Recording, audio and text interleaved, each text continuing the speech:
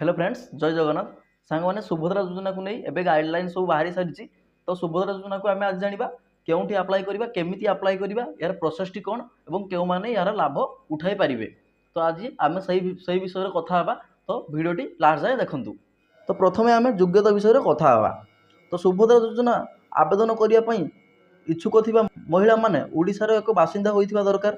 तांकर बयस सीमा 21 रु 60 मध्य होइथिबा आवश्यक एवं एटा कौन 21 रु 60 होइथिबा आवश्यक और आधार कार्ड जन्म तारीख को ग्रहण करा जिवो। जदि आपनकर वोटर आईडी रे जाइथिबो मैट्रिक सर्टिफिकेट हो जाइथिबो किंतु आपनकर आधार कार्ड रे अलगा थिबो 21 वर्ष होई नथिबो सेही क्षेत्र रे आपण सुभद्रा योजनार लाभ उठेई पारिबे नाही। एबे हम जानिबा जो मानकर रेशन कार्ड नाही तो से माने सुभद्रा योजना लाभ उठेई पारिबे कि नाही। तो मु कहि दवा पई चाहिबी तो से माने भी जो मानकर रेशन कार्ड नाही से माने भी सुभद्रा योजनार लाभ उठेई पारिबे। तो सेकेंड रे आम जानिबा कि सुभद्रा योजना फॉर्म टी केउठारे अप्लाई होबो। तो मु कहि दवा पई चाहिबी जनसभा केन्द्र मो सभा केन्द्र एवं साधारण सभा केन्द्र मानकरे सुभद्रा फॉर्म अप्लाई आपण माने करि परिबे एवं कोनोसी सरकारी जोंठारे अंगनवाड़ी केन्द्र किंबा पंचायत ऑफिस सेउठारे आपण सुभद्रा योजना अप्लाई करि परिबे। सुभद्रा योजना अप्लाई कर सारिया परे आपण मानकु गुटिए एटीएम कार्ड मिलिबो।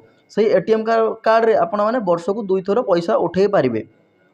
थरे होची राखी पूर्णिमा रे आउ मार्च 8 तारिख विश्व महिला दिवस दिन आपण 5000 टंका पाइपर वर्ष को 2 थर पाइबे 10,000 टंका। तो एबे जानिबा सुभद्रा योजना आमे केबे ऑनलाइन थ्रू रे अप्लाई करि परिबा। तो मु कहि दवा पई चाहिबी एटा होची एबे आरंभ होई नाही एबे खाली गाइडलाइन ही बाहरी ची। तो एटा सेप्टेम्बर 17 तारिख माननीय प्रधानमंत्री नरेंद्र मोदी जन्मदिन रे एई सुभद्रा योजनार शुभ आरंभ हबो।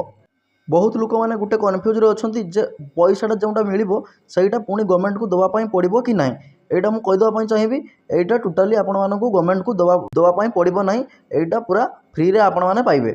तो आम ए जाना क्यों मैंने सुभद्रा योजना लाभ उठाई पारे ना।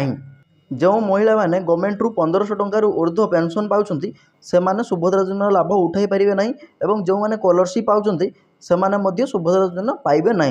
जदि आपणकर घरे ट्रैक्टर मिनी ट्रक एमती 4 चकिया किसी जान अच्छी ताहले आपण मैंने सुभद्रा योजनार लाभ उठाई पारे ना। एवं बहुत सारा मुझे गाइडलाइन उपर आपको तो आपण मैंने यार पीडीएफ भी डिस्क्रिप्शन बॉक्स में मुझे या डाउनलोड कर आपने पढ़ी पारे। एवं एटी मु वीडियो भी आपको देखी दूसरी जदि वीडियो को भल लगी वीडियो को लाइक करूँ और चैनल को सब्सक्राइब करूँ एमती नुआ नुआ वीडियो देखा।